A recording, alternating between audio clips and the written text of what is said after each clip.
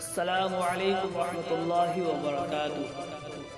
الحمد للہ وکفی وسلام علی عبادہ الذین اصطفی، اما بعد فاعوذ باللہ من الشیطان الرجیم، بسم اللہ الرحمن الرحیم۔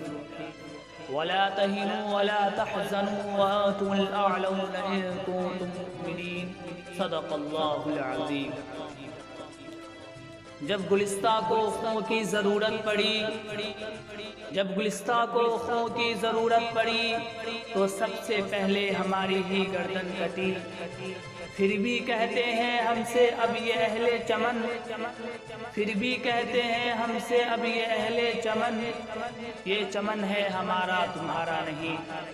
حضرات، آج کے اس تاریخی جشن یوم جمہوریہ کے موقع پر آپ حضرات جس عنوان پر ہمیں لب کشائی کی ہدایت کی ہے، سچ بات تو یہ ہے کہ میں اس کا اہل نہیں ہوں، نہ میری زبان اس لائق ہے اور نہ ہی میرا مطالعہ اتنا وسیع ہے کہ عظیم ہندوستان کے عظیم الشان آزادی سے لے کر اب تک کی تاریخی کو بیان کر سکوں۔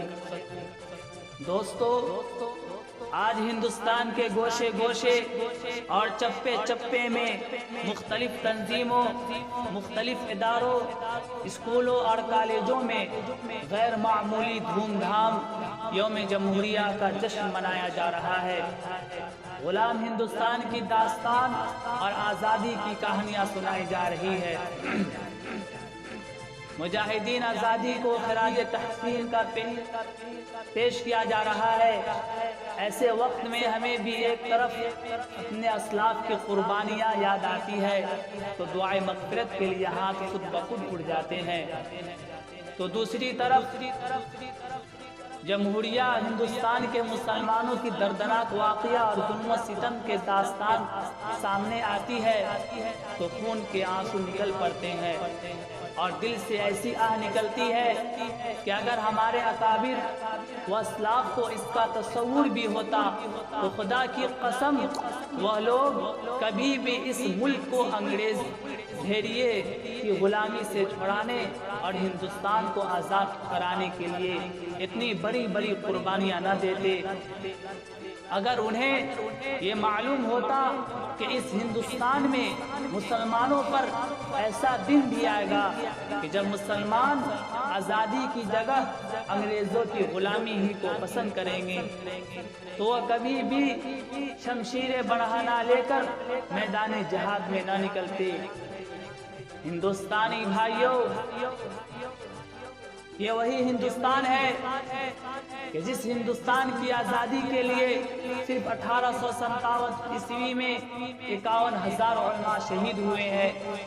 یہ وہی ہندوستان ہے کہ جس ہندوستان کی آزادی کے لیے دہلی کے چاندنی چوک سے خیبر تک کے تمام درختوں پر صرف اور صرف علماء کرام کی گردنیں لٹکائی گئی ہے۔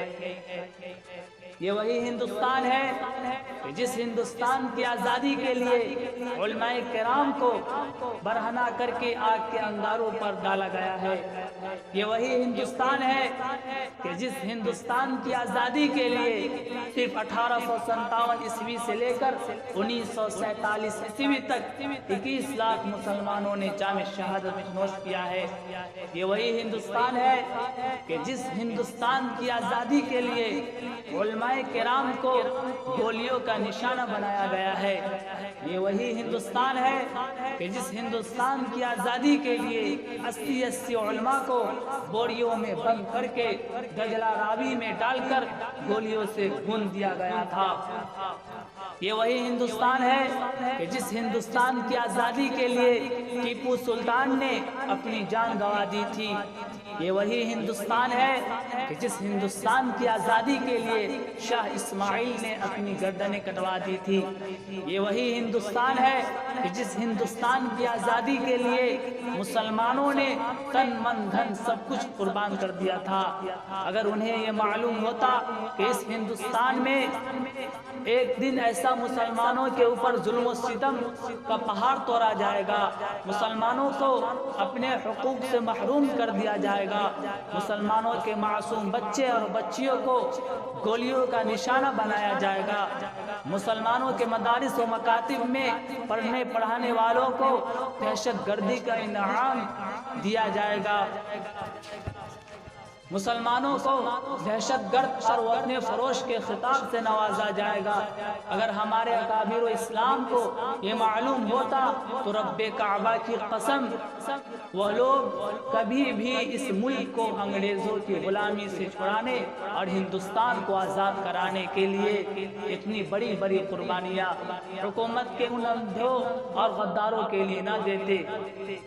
محترم دوستو، ہم پوچھنا چاہتے ہیں ہندوستانی اندھے حکمرانوں سے، ہم پوچھنا چاہتے ہیں ہندوستانی غدار حکمرانوں سے کہ یہ کیسی جمہوریت ہے، یہ کیسی آزادی ہے، یہ کیسا ملک ہے جس ملک میں صرف مسلمانوں کے مذہبی معاملات میں مداخلت کی جائے گی۔ اے ہندوستان کے غدار حکمرانوں، کان کھول کر سن لو، اگر آزادی اسی کا نام ہے تو ایسی آزادی کہ ہم طلبگار نہیں ہیں۔